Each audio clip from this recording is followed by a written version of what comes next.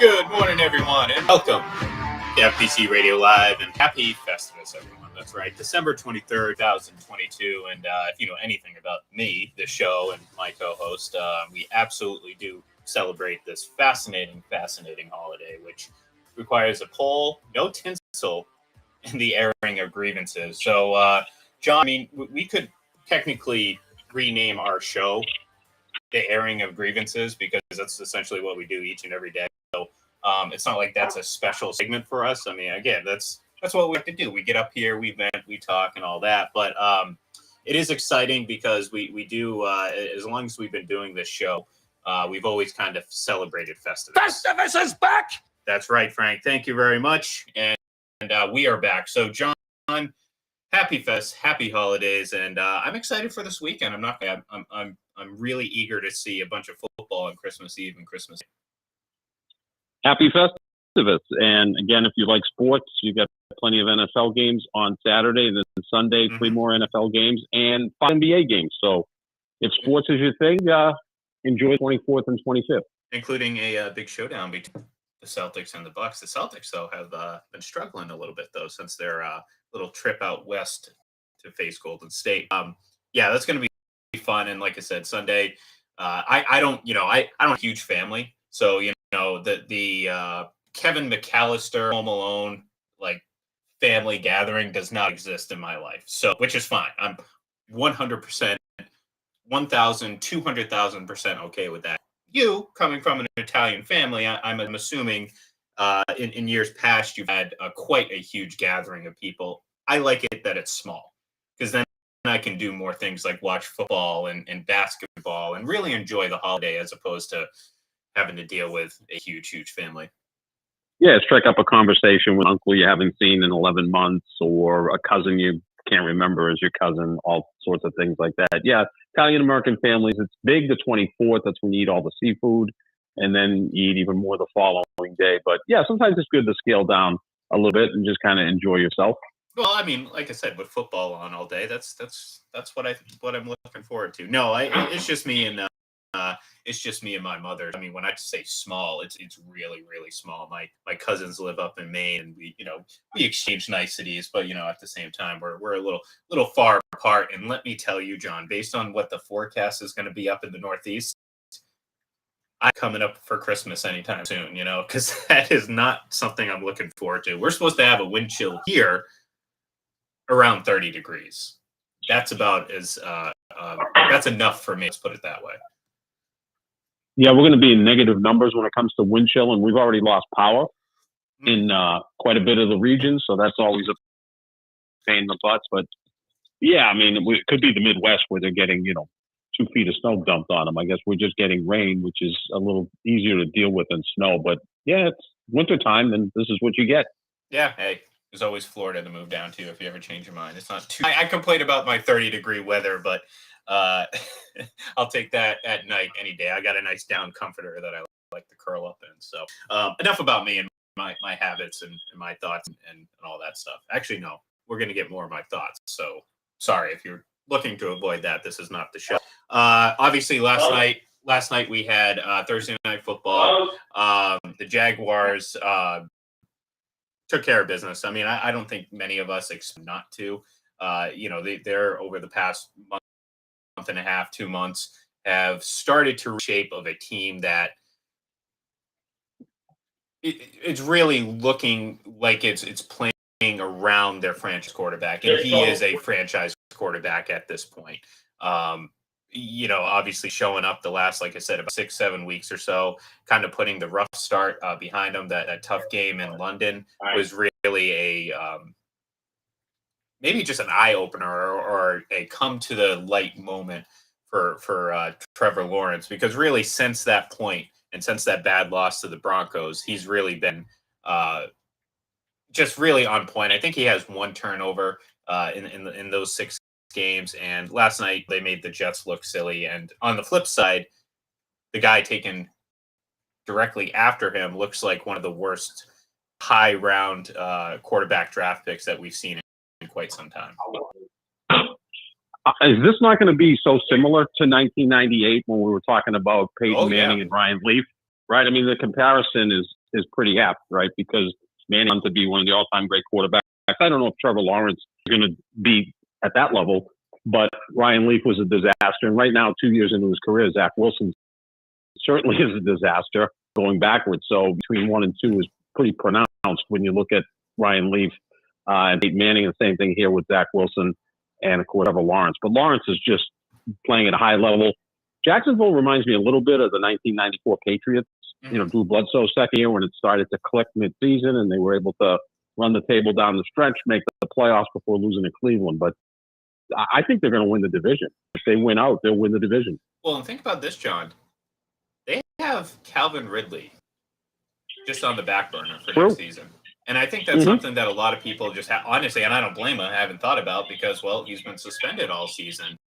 But that's a huge addition that's already there for a team that, again, is to look like a team that's starting to round into form. And I mean, who knows if Trevor Lawrence is going to be? I mean, if we remember Peyton Manning's first season, they were, 500. They weren't a good team. They didn't make the playoffs.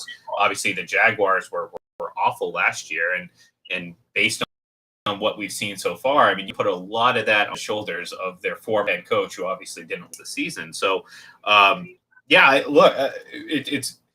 it's funny. It kind of really shows you just how much of a gamble the draft really is. Because if you think about it and you go back to that draft, I mean, obviously Trevor Lawrence was the guy. He was the generational talent that had been waiting, and you knew he was going to be good, but he struggled. So right off the bat, you're looking at a guy who was probably the most pro ready, but maybe the smallest ceiling. Well, it remains to be seen. And Mac Jones succeeded under a good coaching staff. Trevor Lawrence didn't, but we're seeing his talent really start to take over, and obviously his growth. I mean, we talk about quarterbacks all the time, and one of the biggest things with quarterbacks is their growth. How do you grow from a high school quarterback to a college quarterback to a guy that can win in the pro? And not every player can do that. So Trevor Lawrence is starting to, and he has been doing that. And now you you put him together with a guy like Evan Ingram, who's been a nice a weapon for him. You add Calvin Ridley next season, you have that you already have, and Travis Etienne is staying healthy, and that's obviously a bonus. Last year he didn't take a single snap, so and look, if you look at the future and the kind of the outlook of this division, the AFC South, the Jaguars are the only one that has some sort of direction or in my eyes some sort of future, because if you look at it, Tennessee, I mean, they look like they're on the back half of their run, quote unquote, which was kind of a very, very quiet one seed and a couple of really good seasons. Ryan Tannehill's done for the season. I don't know who their future at quarterback is. I don't know who their future in general is on that team. We both like both, so I think they're in good shape there. But go over to Indianapolis. I mean, that's a team that doesn't have a what's going to be happening in the future. And same with Houston. So the Jaguars look like very clearly the best team in the division. And to your point, they look like they're on a beeline to win this division, when I don't think any of us would have thought that at the beginning of the year. No, I mean, I thought that they would be competitive. The division's not all that good. I expected growth from Trevor Lawrence, although it's been meteoric at this point. And yeah, they're the team in the division that's set for quarterback for the next 7, 8, 9 years, right? Because Ryan Tannehill, who knows what his situation is. He's out for the year. Will he be back next year in Tennessee? Houston has Davis Mills, who I think they like, but he doesn't look like a franchise quarterback. They will have the first pick in the upcoming draft. Maybe they'll use it on C.J. Stroud or Bryce Young or whoever at quarterback, but those guys have some faults as well. And then Indianapolis has used 6 different quarterbacks over the last 6 years. It's like an open competition to see who the quarterback of the Indianapolis Colts will be from year to year. So Jacksonville has the brightest future in that division. They went out and got a competent coach in Doug Peterson, and it's worked well for Lawrence. They've drafted well, and they look like the team that should, I wouldn't say dominate that division, but they will be the favorite for the next few years because they do have that all-important quarterback position sewn up. Yeah, and to your point, I think they're of the present, not the future. I think they're the best team in the division very easily because, like I said, I mean, the only competition you can argue is Tennessee, and Tennessee for about the same time that Jacksonville has looked elite has looked mediocre at best. And like I said, now Ryan Tannehill's done for the season, and even if I'm back next year, I mean, I that doesn't change anything in my eyes. I mean, you're still Trevor Lawrence, like I mean, if what we're seeing now is what we're seeing moving forward, well, Trevor Lawrence are easily the best quarterback in that division, and and that goes a long way, obviously, in winning your division. So yeah, I mean, nice win for Jacksonville. That's exactly what they needed to do. Go out, beat a bad team on national television, and yeah, I think again the Jets. I think the Jets are in okay shape. They just have a quarterback problem, and I don't know if Mike Hall is the or Mike White rather is is the answer, the future. It seems like Zach Wilson obviously is not, and obviously we know Joe Flacco isn't. So what's the future in New York? Well, I mean, it makes me sick to my stomach to think that Tom Brady would ever be a possibility. And I don't know if I could emotionally handle that, John. So I'm not even going to talk beyond. It's Festivus, it's the holiday season, and I'm not supposed to be working myself up into a fever. So we're not going to. We'll cross that bridge if it becomes a possibility. But I don't like thinking about that, John. Not at all. But seriously though, where do the Jets go from here? I think I like Robert Saleh. I like him as a coach. I think they have a really good defense. I think they have some really nice pieces on offense. They're just lacking the quarterback. So if they're smart, they're not gonna hold on to Zach Wilson too long. I think they'll be smart enough to make the move early and not kind of wait another year. See, I think this offseason they're really going to wait and see what they have and go from there. So could potentially be Jimmy Garoppolo, right? He has connections to that coaching staff. Saleh was the defensive coordinator at San Francisco while Garoppolo was leading the team to the Super Bowl. Michael LaFleur, brother LaFleur, was the passing game coordinator there. So yeah, maybe that they're going to look at Jimmy Garoppolo, who would be I was going to say he seems a market improvement from Zach Wilson, and just the type of quarterback they probably need. They don't really need a game changer. Obviously that's nice, but they don't grow on trees, so you can't just go out and pluck one and be like, all right, now we're a Super Bowl contender. When you think about what Zach Wilson doesn't do well, which is it's just about everything quarterback position, Jimmy does do well. And I think as much as Jimmy has a ceiling, we know that, and obviously health is a concern. This team is probably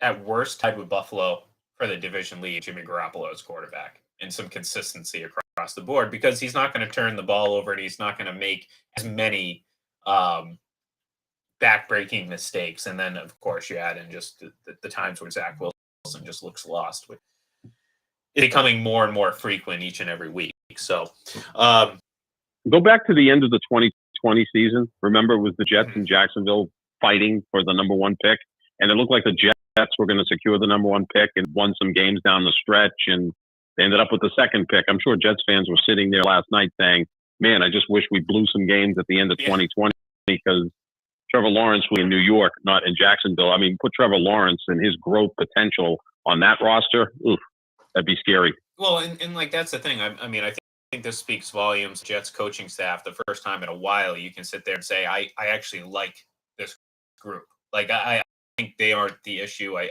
think they're going to make mistakes. They're not going to be perfect. And expecting perfection is a little short-sighted. And I think they're growing, but Zach Wilson isn't. And we've seen how good this defense can be.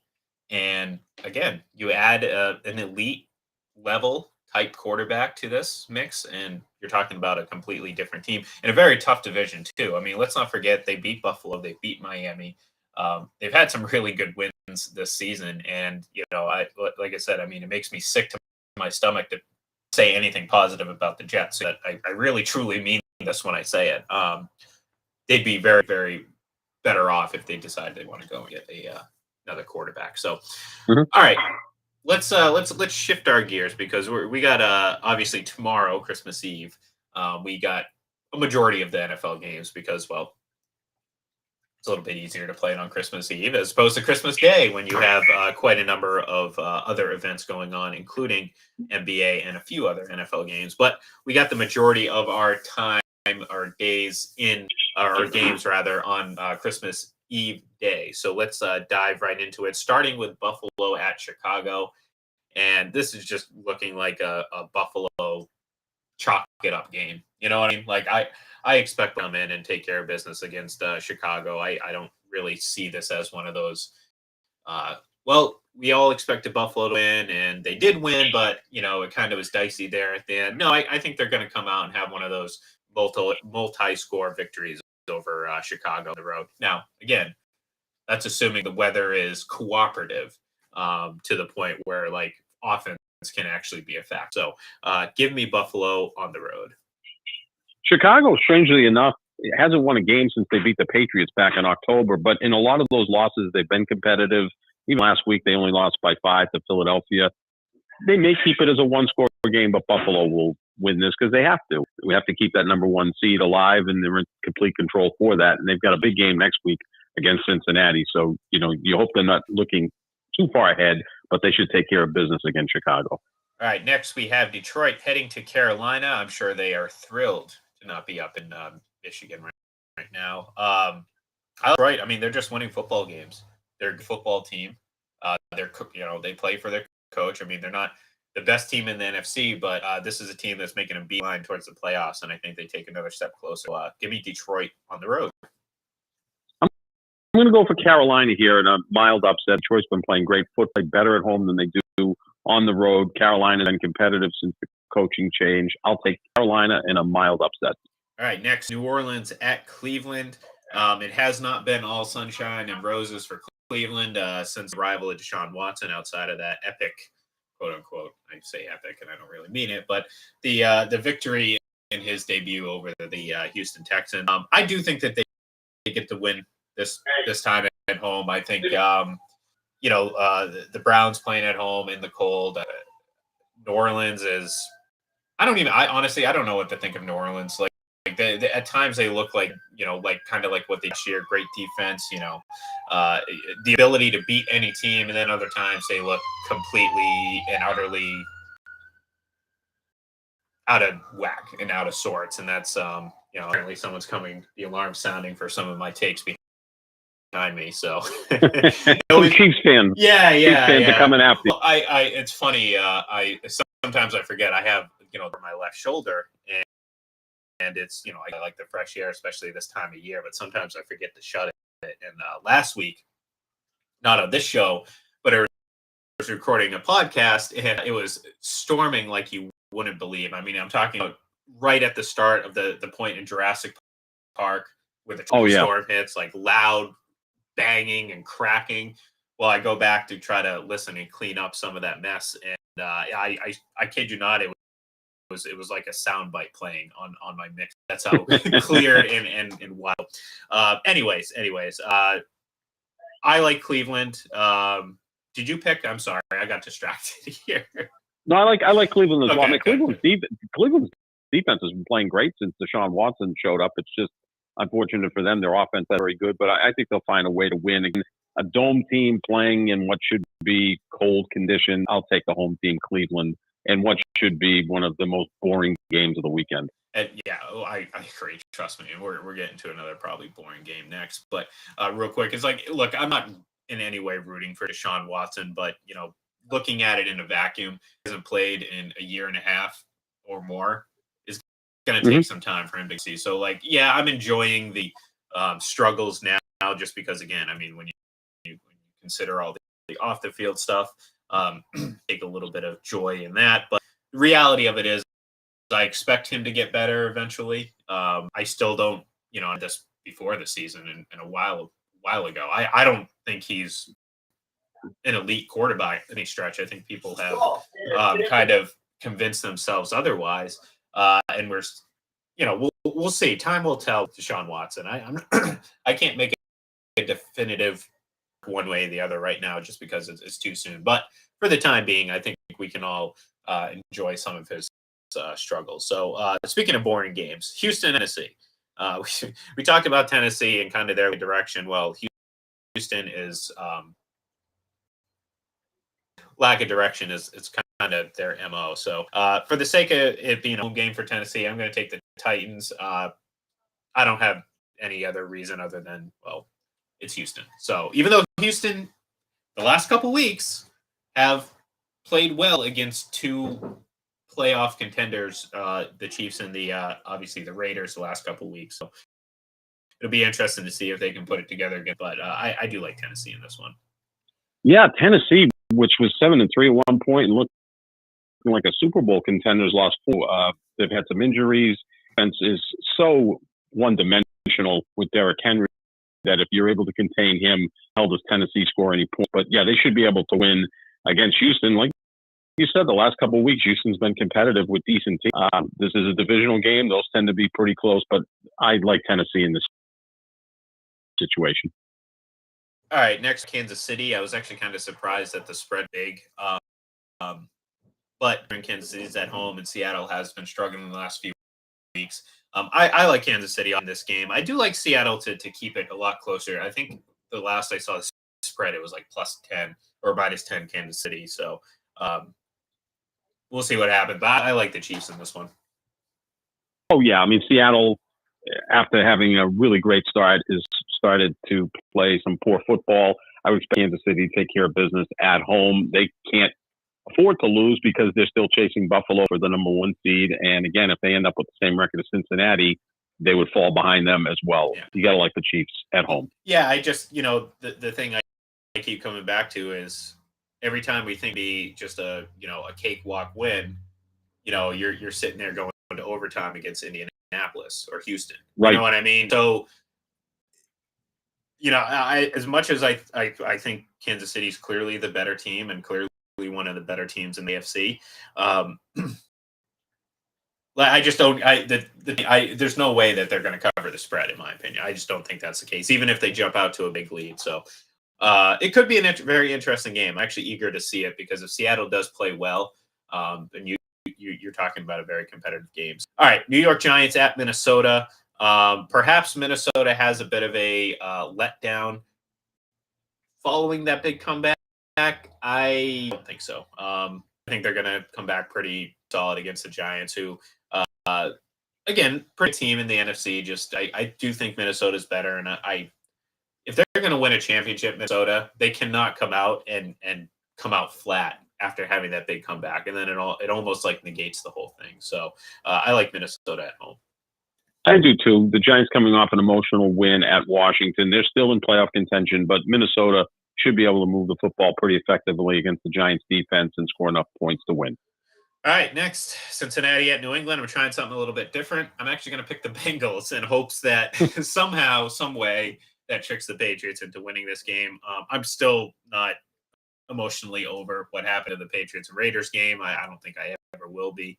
That play is just normally it's us on the other side watching plays like that, stupid plays from other teams, like the butt fumble, the infamous Indy special teams play. I still have no idea what the hell they were trying in that, and many others in the past. But this time it is on the Patriots, and I am going to pick the Bengals because they are a far better team right now to win. And I do think we're really at a breaking point with this Patriots team, and I think a lot of things we're going to find out a lot over the next weeks. So I like the Bengals. I like to keep these games close, but I still like the Bengals in the end. Yeah, Bengals have been on a roll, winning 10 of their last 12. Their offense is getting healthier. Defense is so underrated, maybe the most underrated defensive unit in all of football. Yeah, I'll take Cincinnati, who plays just on the road as they do at home. So the Bengals should be able to get to 11-4. Next, we have Atlanta at Baltimore. Baltimore's obviously going through a number of different injuries. I like Atlanta on the road. I mean, both of these teams are kind of. I think Baltimore is just yeah, they've been kind of much like Tennessee, really falling in the tank the last month and a half or so. Obviously, injuries are a big factor there, but I don't know. Just to mix things up, I'll take Atlanta. I'll go with Baltimore, although this is a game of two teams that are not playing good football whatsoever. Especially Baltimore, they were right there in contention for their divisional lead, and now they're a game Well, behind technically, Cincinnati. Atlanta's right in with They their are too. That's divisional true lead, too. so. Yeah, exactly. I Oh, mean, that's so sad. Dallas is farther away from first place than Atlanta is in their respective divisions because obviously they're their own way in the NFC South. But yeah, I'll take I'll go with Baltimore here. It's just probably by a hair. I mean, this looks like a field goal game either way. I'll go with Baltimore. The defense has been pretty good, but without Lamar Jackson, their offense is very pedestrian. Next, we have Washington at San Francisco. Speaking matchup, you get Chase Young in his debut. And obviously on the other side, you're seeing if Brock Purdy can continue his strong play that he's had over the last couple of weeks. I like San Francisco at home here, but I don't think you're going to get a blowout. I think Washington's going to play them really tough, especially on defense. I just think San Francisco is just a little bit too good for them. So give me the 49ers. Yeah, I like San Francisco, maybe the best team in all of football. But the thing with Washington, even when they lose, they're very competitive. They play good defense. They really take care of the football. They're well coached, all of that. They seem to play the full 60 minutes, but San Francisco has got too much talent on the ball to not win this game. 49ers continue to win. All right, Philadelphia at Dallas. Obviously, Jalen Hurts will not be suiting up, which is obviously a big deal, not only for the Eagles, but also in the MVP race. I still like Philadelphia, as crazy as it sounds, in Dallas, in Jerry's world, because I think at the end of the day, they're going to force some turnover. And this is a team, the Eagles, that they're going to make you pay. Now, look, Jalen Hurts is their best player. Gardner Minshew is capable of playing some good football. I'm not going to sit here and pretend like he's the savior, but I think he can put together a really good game against the Dallas team and a team that's prone to turnovers, and we saw it since Dak's been back. So I still like the Eagles on the road here. I'll take Dallas. They need the game more. I mean, Philadelphia just has to win one of its three to secure the number one seed. They want to get Jalen Hurts as healthy as they can for the postseason. Dallas has just been really, really underproducing, really. Even their wins have been kind of crazy. I mean, they blow out one against Indianapolis, but it was a 2-point game going into the fourth quarter. Then they barely beat Houston, and then they lost in overtime to Jacksonville. So they've been really, really wonky the last few weeks. But I think they'll get things straightened out here and pretty much secure the number 5 seed in the season. So I'll take Dallas in a win at home against Philadelphia. All right, next we have the Raiders heading to Pittsburgh with obviously there are so many storylines that go into this game. This is the rematch of the Immaculate Reception on its anniversary, which happens to be today, December 23rd. But also, obviously, we heard the sad news just yesterday about Franco Harris. And, obviously the center, the guy who made the play in the game, I mean, unfortunately, sadly passed away somewhat unexpectedly, at least from what I can recall, just days before this whole anniversary. And of course, the NFL is going to be celebrating it this Saturday when these two teams kick off. I like the Raiders in this game. I think, I don't know. It's weird. Like, I think they're the better team. And, you have that emotional win over the Patriots last week. I think they played pretty well for the most part. I just, right now, I think they're going to ride that momentum, but something's telling me that Pittsburgh might be a moment where they kind of play up to the occasion, just because of everything going on. So I might regret making this choice, but I'll take the Raiders. For those reasons, I'm going to take Pittsburgh. I think it's going to be an emotional night, obviously, with the passing of Harris a few days ago. And the night was supposed to be about him retiring his number, the 50th anniversary of the Immaculate Reception, all of that. I also think Pittsburgh's playing a little bit better than the Raiders right now, especially on the defensive side of the ball. They're at home. That emotion should carry them to a win. Give me the Steelers. All right, Green Bay heading over to Christmas Day.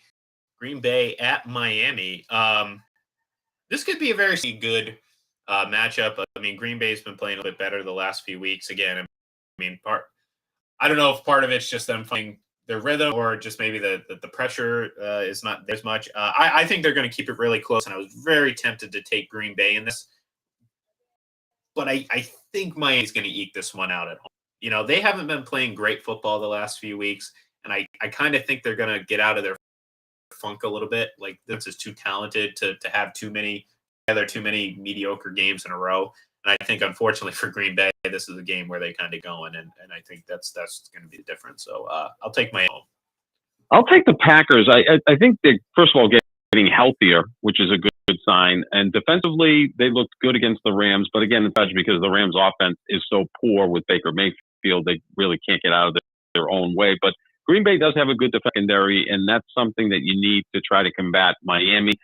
This is the most appealing game on Christmas Day, because you look at the 6 teams that are playing on Christmas Day, and they're combined 32 and 52, and only one of the 6 teams has a winning record, and that's Miami at 8-6, who, by the way, have lost 3 straight. I'll take Green Bay, second straight year that my man Aaron Rodgers is playing on Christmas Day, which, I always associate Aaron Rodgers with Christmas. So I'll take the Packers. Well, if there was ever a game during the day that you would need to get all your things done, i.e. eat dinner and pay very few attention to TV, it would be this Denver at that will be right in the middle of our 3 Christmas Day games. Look, I took Denver because, hey, they've kind of been playing a little bit better. I mean, there was nowhere to go but up, so it's not terribly impressive. But they are playing a little bit better. And yeah, I think we've always agreed that their defensive unit is a very, very strong unit, regardless of how poor their offense is played. So I'll take Denver at home against a very bad Rams team. Yeah, both teams 4-10. And when the schedule came out, people were like, "Ooh, this looks like a really good matchup." Matt Stafford against Russell Wilson, defending Super Bowl champs against a team that should contend this year. And both teams have taken a nosedive to the point where it's the middle game on Christmas Day. And the happiest entity is the NBA, because this game is going to be going opposite Celtics, Milwaukee. And look, the NFL will destroy the NBA in terms of ratings, no matter what the matchups are. But maybe a few more eyeballs will be on Celtics, Milwaukee, because this game is so unappealing. But I'll go along with you. I think Denver will eke out a victory. Their defense will be the best unit on the field, and that oftentimes is enough to pull out a win. All right. Last game of Christmas Day, we have Tampa at Arizona. For the sake of Tom Brady never having a losing record, the Tampa Bay Buccaneers need to win out the last 3 games of the season. Are they capable? Sure. Absolutely. We've seen them in the first half, look capable to it's just a matter of doing it the whole 4 quarters for the next 3 weeks, and then hopefully beyond that. I do like Tampa. The turnovers obviously are, that was a big reason why they ended up losing last week. I would bet my life's savings on the fact that that is not going to happen again. And I do think that there were positives in that half that hopefully they're able to kind of recreate and find a rhythm. If they do, they should be able to handle Trace McSorley in the Arizona Cardinals, who they just aren't a good team. So give me Tampa Bay, please. Arizona's won 1 home since October of 2021. 1 home game in all that period of time. I don't think they're going to win Sunday. I think Tampa will win, kind of strengthen their hold on the NFC South, and then they've still got Carolina and Atlanta to play down the stretch. They should in the division, but more importantly, you want to see them playing at a higher level. And yeah, first half against Cincinnati, really good. The second half, not so much, but I like Tampa in this game. All right. That's going to do it for us here today. Obviously, like I said, this is a great holiday weekend. If you celebrate Christmas, Merry Christmas. If you're, celebrating Hanukkah, I believe it's day 6. So happy celebrations and every holiday or whatever you celebrate this weekend. If it's football, happy football. Hell, that's what I celebrate. So I'm looking forward to, like I said, a great weekend on of not only obviously NFL, NBA, and thank you scheduling Wizards for like you mentioned, putting that Celtics game during the same time frame as that awful Denver and Rams game set up. So it kind of works out brilliantly for my personal needs. But once again, thank you everyone for tuning in. We will be back obviously next week, and then gearing up to end 2022 and into 2023. It's the year that you turn 87, John? 88? I think so. Sometimes Yeah, I something feel like that that. age.